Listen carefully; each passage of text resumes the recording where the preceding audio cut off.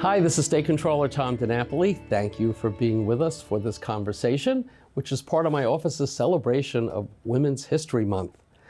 This month, and really every month, we recognize the important contributions of women throughout our state's history and the advantages of diversity in building a stronger New York.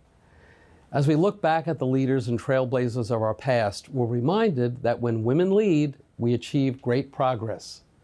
We also celebrate the accomplishments of current leaders who are paving the way for future generations.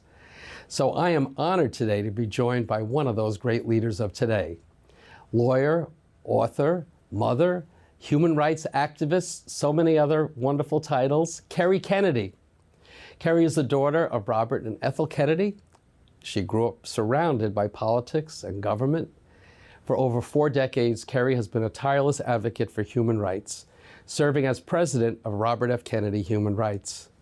Throughout her career, Kerry has worked on a range of issues, including women's rights, child labor, indigenous land rights, ethnic violence, criminal justice reform, environmental justice, LGBTQ+ rights, so many other causes.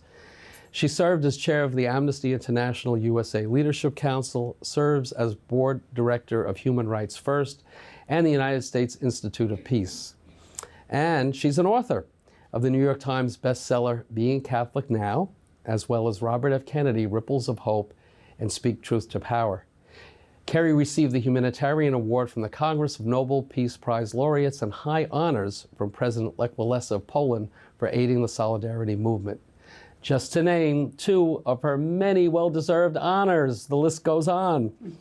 We are so privileged to have Kerry Kennedy with us today to talk about her life, her career, and what's next. So first and foremost, Kerry, my friend as well, welcome to this conversation. So great to be with you, and so great to be with one of my heroes. Thank you. And one of my friends. It's so wonderful to have a hero who is also your friend. Oh, the feeling is mutual, and one of the gifts of being in public life has been getting to know you. You know the great regard and affection I had for your dad. I was coming of age when he was our senator, and certainly when he was running for president, and his example continues to inspire me. You know, you saw my pictures, we can't see it on the camera. Your dad's pictures here in my office has been.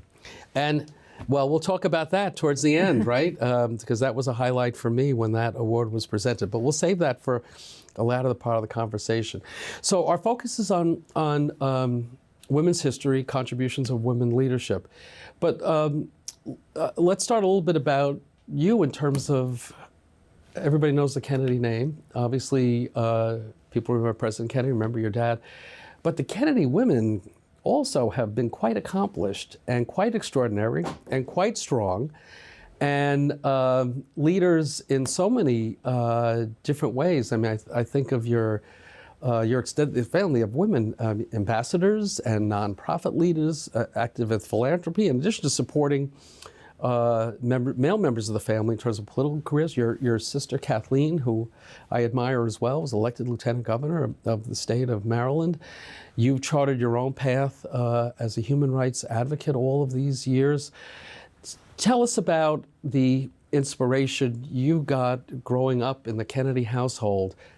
If I remember right, you were 7th of the 11 children? Exactly. I mean, what an incredible, I can't begin to imagine what that household was like, but obviously something clicked inside of you that has made you the incredible champion you are for women's rights and human rights. Tell us about that. You're so kind, thank you. So my earliest memories are of, my father was Attorney General. It was the height of the Civil Rights Movement. And my parents didn't separate their work life or daddy's work life from their home life. So there were always American Indian advocates, farm workers like Cesar Chavez and Dolores Huerta, civil rights leaders like John Lewis, and the Kings at our home. And then my mother used to bring us to go see Daddy at the Justice Department, and she would also often put 6 or 7 of us into a convertible with 2 or 3 dogs and always a football. and bring us down, and then we would go run around. He had an enormous office that's actually mostly used as a conference room or a hallway. And so we would bring the football and we'd play a little football in this office. And then we always liked to go, after visiting Daddy, we would go into the basement of the Justice Department, and you could walk across to the FBI building. And in the bottom of the FBI building, the sharpshooters were practicing. So we loved to watch the sharpshooters at practice. And the head of the FBI at that time was J. Edgar Hoover. And he was a man not known for his sense of humor or his love of children. And he said that the two biggest threats to American democracy were Martin Luther King and my father. And, you know, my father was his boss at the time. And so anyway, we were down there watching the sharpshooters, and my mother noticed that there was a suggestion box in the bottom of the building. So she took out her, you know, telltale red pen and wrote a little suggestion and stuffed it into the box. And then as she was gathering up the children and the dogs and the football and bringing us back to my father's office, a very astute FBI agent picked up that suggestion, ran it up to J. Edgar Hoover, who read it and said, immediately bring this to the Attorney General. So as we were walking into his office, he was reading the message my mother wrote, and it said, get a new director of the FBI. Oh, I never heard that story. So she was, you know, she had this great sense of humor, and she always never shied from speaking truth to power. And, you know, I think that lesson, I've always loved that memory, but I think that lesson is particularly important at this moment in our country's history, when again we're faced by, then it was just J. Edgar Hoover who was oppressing the people. But now, again, we're faced by a government that is disbanding rights, is targeting members of the press, the arts community, you know, the independent voices in our country, and is targeting people living in poverty, people dependent on Social Security, on Medicare and Medicaid, and taking those dollars and giving them, not to our country to bring down the debt, but to billionaires and to make tax cuts for billionaires. So I think that willingness to stand up, that willingness to say no, and having a sense of humor about it is very, very important. I want to talk a little bit more about your mother, and I had the privilege to meet her over the years. You know, she adored you. Adored you. So it was. I felt like I was meeting history when, you know, would be with your mom. And let's talk about Robert F. Kennedy human rights. I mean, out of the incredible trauma of your dad's assassination, your mother, and she was pregnant at the time, right? Yes. Had to keep the family together, but also had the strength to create this foundation, this organization that continues to do incredibly impactful work. You've been the president of it for, you know, so many years now. And your mom's not with us. I know that was a tough experience to go through. You had her for many, many years, which was wonderful. 96. 96 is pretty good. But talk a bit about your mother, because I think many people certainly know your mother's name, may know a bit about her. I hope everybody at some point gets to see that wonderful film that your sister made of your mother, which was incredible. But it's called Ethel, and that's on HBO. There you go. So people should look at it. It's incredible. So let's remind people about Ethel Kennedy and how that example, you gave us already some indication, but how that strength of your mother has really informed the person that you've become. Yeah, so she had 10 children.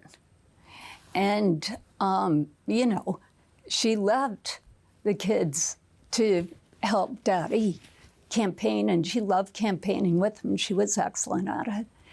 And she was campaigning with him out in California. Actually, I was there with a handful of siblings. We went to Disneyland, and then we came back, and that night, my father won the crucial California primary, which meant that he would likely be the nominee, the Democratic nominee. And they were walking through the kitchen. Now, she was pregnant. And she was next to my dad, and they were walking through the kitchen to get back to the hotel where we were staying, where the younger kids were staying. And a guy came out of nowhere, and he shot my father, and he shot 5 people. And I mean, my mother was standing right there. It's a miracle that she didn't die. Think about that. You're pregnant, you've got all these kids, it's just this rush and this craziness. And that trauma. Like, how do you get out of bed the next day? And she took Daddy to the hospital and stayed with him till his last breath. And she got out of bed the next day. And she organized his funeral at St. Patrick's Cathedral, which I'm sure you remember. And after the funeral, we went down to Washington because he was buried at Arlington National Cemetery next to Uncle Jack. And he had given this idea of the Poor People's Campaign to Marian Wright Edelman, who spoke with Martin Luther King about it. And then Martin Luther King spent the last months of his life organizing the Poor People's Campaign in Washington, because there was, now I'm going off on a little tangent, but Marian Wright Edelman had come to my father and said, you know, we've passed all these laws, but no changes are being made. And what should, you know, I'm frustrated by it. And my father said, that's because most members of Congress have never met a poor person in their life. So you need to bring the people here. They're not going to go to Mississippi the way I did. You need to bring them here. So they decided on the Poor People's Campaign, bring them to Washington. Thousands of people came from across the country, and they were camped out, along the line that the funeral train went. And when we got to where they were, they all came surging towards the funeral train. And they sang the Battle Hymn of the Republic, which was one of my father's favorite songs and very closely associated with him. And we were very, very late and took the casket up and buried it in the ground there. And then Mommy brought everybody back to Hickory Hill to our home. And she was there greeting people and asking them, are you okay? And putting them there and comforting everybody. And, you know, it's interesting because that's the way she lived her life. She was all about the present, all about comforting. She found her own comfort. She found her own meaning in helping others and serving others. And, you know, after Jack died, my father went to this deep depression for months and months. I mean, my mother didn't do that. She got up every day and she took care of those 10 kids, and she took care of that baby inside her. And my sister Rory was born in December that year. And she was embracing life. And she was embracing it for herself and for her kids and for our world. And she wanted to keep your father's legacy going by founding Robert F. Kennedy Human Rights. Okay, right. That was your question. 10 minutes ago. Sorry about that. Yeah. So she founded Robert F. Kennedy Human Rights, named for my father, not my brother, just for so we're clear. And yeah, she founded it to carry forward Daddy's unfinished work on social justice. So we give a book and journalism award every year to those who expose injustice in our country and also around the world. We sue governments that are abusing rights. So we have about 30 cases at any given time throughout Latin America and Africa. Mostly they're strategic litigation, so they're like Brown v. Board for their countries. A lot on women's rights. We won the first case in the history of Latin America holding a government accountable for killing a journalist. That was about 5 years ago. First case in the history of Latin America holding a government accountable for killing a LGBT person. This happened to be somebody who was transgender. That was in Honduras. And when you win these cases, it's not just for that person. You win also changes within that country. So for instance, we won a very important case on women's rights in Guatemala, on violence against women. And as a result of that case, the government, which was held responsible for failing to protect women, had to take about 12 steps. So they had to put streetlights up in certain cities. They had to hire victim witness advocates, which they had never had before. They had to hire a certain number of women police officers they had never had before. They had to train judges and police and prosecutors in women's rights and violence against women. They had to, here in the United States, we have something called an Amber Alert. So they had to create a Christina Isabella Alert. That's the name of our client. So that if a woman gets picked up, there's an immediate alert to try and find her. So, et cetera, things like that. That's very impactful changes. Very impactful, and each of our cases has those. And so we do that.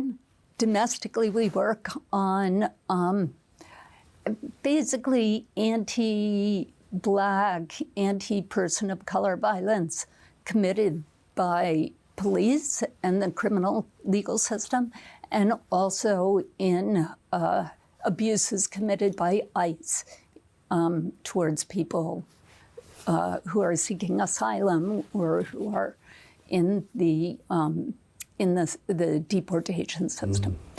And then we have a human rights education program, and most importantly of all, we have a program where we work with the investment industry, getting them to put downward pressure on businesses to be in compliance with human rights norms, and that's of course what we've worked with you on. That's Robert F. Kennedy Compass, and we've been doing that for 15 years. Yeah, we've learned so much from my participation in those events and the leadership and inspiration you provide.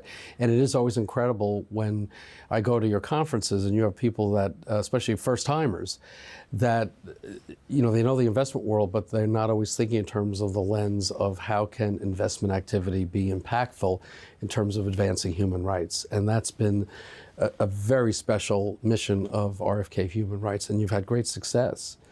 I want to talk a little bit more on something you touched on, because here in the U.S., still many issues, in terms of women's issues and women's rights and opportunity, but you have a global perspective, which I think a lot of people don't have. In terms of what's happening in Asia, Africa, Latin America, you touched on some of it. What's your view looking forward in terms of the status of women and empowering women in societies that are very different than what we have here in the U.S.? You talked about some of the legal efforts, but I know you work with labor unions and local advocacy groups. Are we making progress on a global scale? If you're a young girl growing up in Latin America or Africa, what are your prospects for the future in terms of opportunity? Yeah, I think overall, as Martin Luther King said, you've got his picture over here on your wall of heroes. The arc of history is long, but it bends towards justice. I mean, it only bends that way. We're pulling on it and forcing it and advancing that. And what I've seen is there has been tremendous change for women. If you go watch Mad Men, and look at the first, few episodes, you remember what it was like to be a woman in this country 40 years ago, 50 years ago, and how different it is now. That said, there's a long way to go, and I think what the current administration, the Trump-Musk administration is doing to women's rights, women's issues, organizations that are providing vital health care to women, you're going to see mortality rates skyrocket for women, especially during childbirth. You're going to see it go up for tuberculosis, for HIV, There are already AIDS. a lot of disparities between women of color and white women in this country. Of course. And if in you this look at it country and globally, I around the can't world. imagine what the Around numbers the are. world. Yeah. But my experience, I have to say, is a little bit, it's interesting because I could sit here all day long with you and tell you all the horrible things that are going on around the world. But when I started working in human rights 40 years ago, all of Latin America was under right-wing military dictators, almost all of it. Today, there's not one left standing.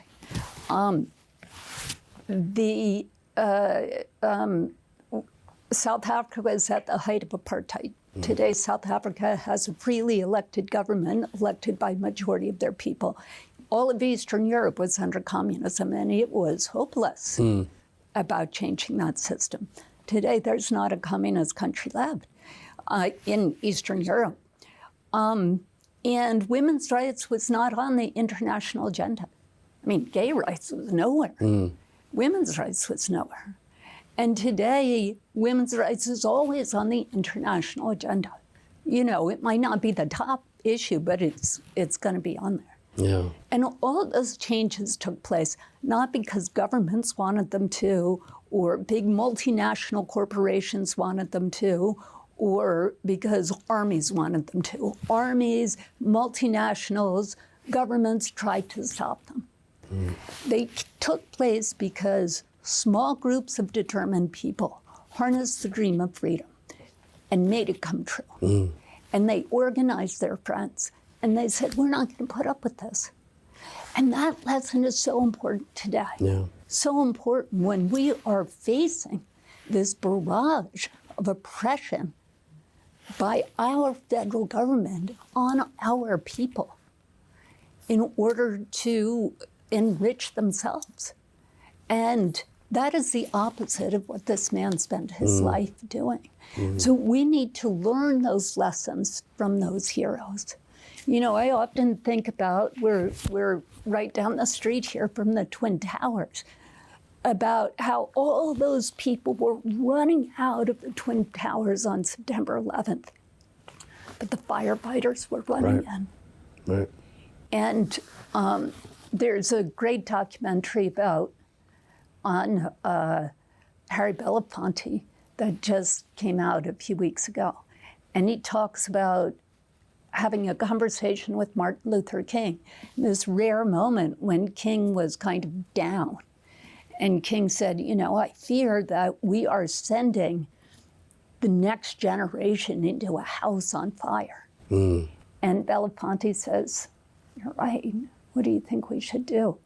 And King says, we need to learn to be firefighters. Oh, wow.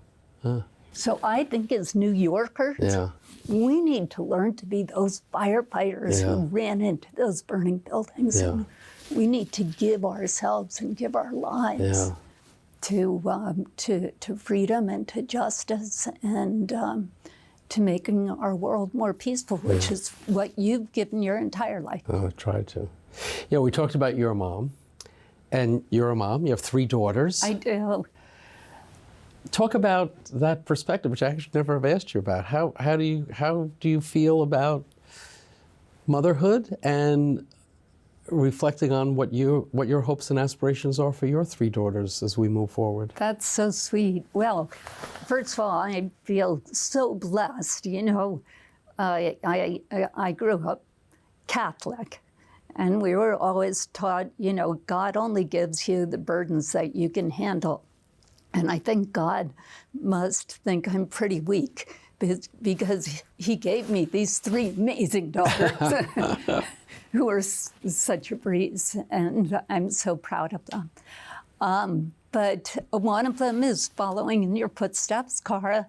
She's in the investment industry and only working on investments that will protect the environment. So very, very proud of her. My daughter, Mariah, just got married this summer. She got a ring, she got a wedding, she got a husband, she got a puppy, and she got a house. All in the right order. All in the right sequence, too, yes. So I was out visiting her last week, and she's just flourishing. And then Michaela is, she's working with kids who have faced trauma and helping them through that. And I'm so proud of her as well. But, you know, I guess when they were growing up, I really made an effort, as happened in my childhood, not to separate my work life from their home life. So they came with me on all the trips I went to. Even the international trips. Yeah, all the international trips. Yeah.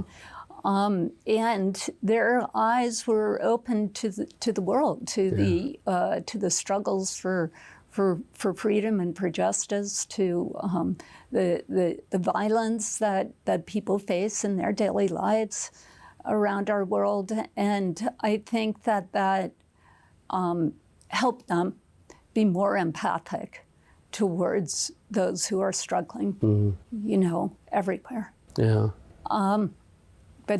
But they're great, and I highly recommend Motherhood. Oh, that's great. So we talked a lot about your mother and your daughters, and you mentioned your faith. I think, at least from what I've read, your Grandma Rose was a big factor in terms of that Catholic faith, right? Absolutely. My Grandma Rose was just so extraordinary, and she went to Mass every day, as my mother did. And then we also had Mass. We lived across the fence. You've been to our homes in Hyannisport in Cape Cod, Massachusetts. And so you know how close we were, 2 feet apart. So she had Mass at her house almost every day during the summers when we were growing up. So we would go over there and have Mass with her and with my grandpa. And she was wonderful. My Grandma Rose, she, first of all, we didn't call her Grandma Rose. We called her Grandma Kennedy. Oh. Everything was formal, very formal. But she was terrifying, because she was always either learning or teaching. So you would go to her house, "Oh, hi, Grandma, how are you? Oh, well, what language are you studying in school?" She could speak 6 different languages. Wow. So you would say, "God, just try and come up with a language she didn't know, Japanese or something." And then if you said French, oh, forget it, because then she would start quizzing you in French. And then that didn't necessarily go very well for me. So then she'd move on to math, and she'd say, "Okay, what's 2 plus 5 times 7 minus 3 plus 4?" And this would go on and on and on. And then you would sort of get through that gauntlet, and then she would say, "Is it if I were president or if I was president?" And, you know, start the grammatical quizzes, and then the historic quizzes. But she was great, and I remember she always liked to take a walk after dinner, and then when she got to a point where she couldn't walk, she wanted to be, she was in a wheelchair, so we would wheel her around after dinner. And I remember, as many old people, she'd wear a lot of sweaters, and she'd have all of these little scraps of paper pinned to her sweater. So, Grandma, what are those scraps of paper? Well, I read a very interesting article in the newspapers today, and I'm memorizing this quotation in case a journalist asks me about it. So, this is decades after a journalist had asked her to anything, but she was always prepared and always learning. We have to wrap up, although I could keep going. I'm just reflecting, all these wonderful woman role models in your life. Yes. Obviously, a lot of what's inside of you comes from them. Are there any non-Kennedy women that you look to as role models or mentors or examples that you would recommend to our viewers to take a look at if they haven't? As somebody that stands out? I think, Eleanor Roosevelt is so extraordinary, a great New Yorker, and there's so many New Yorkers. Hillary Clinton is amazing. Nita Lowey, who just passed this week, who great you knew person. and Yes, I knew, yes, and who is so amazing. There was a nun who I met in Mexico, and she was a lawyer. She was one of the leading human rights lawyers in the country. And I asked her why she got involved in that, and she said that she'd grown up in a small town, small village really, in Veracruz, Mexico, and that her father was a union organizer. And there was only one factory. And whenever you organized a strike, the factory owner wouldn't deal with them. He would just call the police, and the police would come and round up all the union organizers and throw them in jail and torture them. And then she wouldn't see her father for 5 or 6 months. So she said, I want to be a lawyer for someone like that, and for families like mine. And I said, well, tell me about a typical case, like what's a human rights case? And she said, well, actually, this week, a few weeks ago, a woman came in and said that her husband had been disappeared, which means picked up by the military police, and but they wouldn't say if they're holding him or not, or if he's alive or dead. And then she came and said that there was a rumor that this guy was being held at a military hospital not far from Mexico City. So Digna Ochoa, this nun, said, so I went to the military hospital, but they wouldn't let me in. So I said, so what'd you do? She said, well, I waited until there was a shift change, and I walked past the guards. And I said, what happened next? She said, well, I walked around until I found a sentry outside a door, and it was a nurse. And I said, I'm going in there. And the nurse said, you're not allowed in there. I'm not even allowed in there. The desaparecido is in there. That's the disappeared man is in there. So she said, I said, so what'd you do? She said, well, I knew on the other side would be some of the men who had beaten him so badly he had to be hospitalized. So I just gathered up all of my courage, and I marched into the room, and I said, this is my client, and I'm his lawyer, and I get 5 minutes alone with him. And they left. So I explained who I was, and he signed me up as his lawyer, and I was feeling pretty good, because now I could get a habeas corpus decree from a judge and get him released. So I said, what happened? She said, so I'm walking down the hall, and around the corner come the 2 guards, and they come at me very aggressively. And I said, what'd you do? She said, I assumed the attack position. Hey!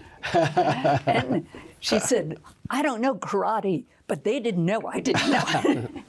And they were sort of so shocked to see this, a woman, a nun, an indigenous person. She was like 4 feet tall.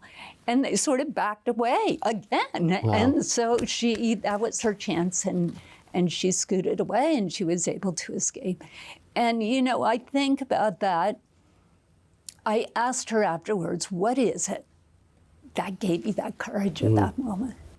And I was expecting something about God or Jesus or, redemption or something. And what she said is, I'm just so angry when I think about what they've done to our country.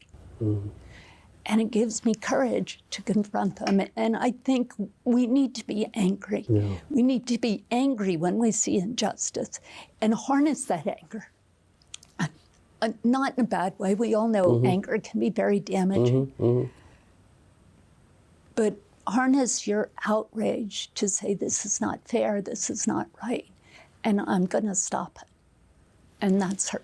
And strong women like that can inspire us. Exactly. Well, I've got to wrap it up. Although, I haven't looked at any of my prepared questions because the conversation with you has been so easy and so wonderful. And I do want to, point out this, you presented to me at the Compass Conference and surprised me. Yes. One of the rare moments where I was speechless, although I did get my footing and I did babble on for a bit, but it really meant so much. The great work that you're doing in your father's name really is made such an incredible difference to so many people. And I do encourage our viewers, if I'm sure they've heard of you, they may not have heard of Robert F. Kennedy Human Rights, to go to your website, read about all the things you're doing. And you gave us a good rundown, the legal work, the education work, the outreach work, the collaboration here in the US and globally. I'm sure if folks want to reach out to you, you will get them involved with RFK Human Rights, right? We would love that. That would be great. Absolutely. And certainly for folks in my part of the world that do investment work, if they perhaps have heard of the Compass Conference but haven't gone, let me put in a plug. I'll be going again this year. It'll be in June once again. It is very informative, timely issues with everything going on with the economy, a lot to be caught up on, but also to understand the implications of when we invest and the broader impact it has on our world. And that's been really the great success of the Compass Conference as well. So I want to say thank you, but I have two other things I have to do. So number one, we always have our guests. They have to have a presentation of a New York State proclamation. Yay. I know you've always wanted to have one of these. I won't read the whereases, but to our viewers, I would just say this is a small way for me to say thank you to Kerry Kennedy for everything that she's done and for spending time with us. And the second thing I want to present to you, which I don't think you're aware of. Come on. So one of the fun things we do in the Comptroller's office, we return lost money to people and organizations. It's called unclaimed funds. Yes. So check on our website for unclaimed funds, put your name in, organization names, businesses, friends, family, even deceased. Well, we did a little search for Robert F. Kennedy.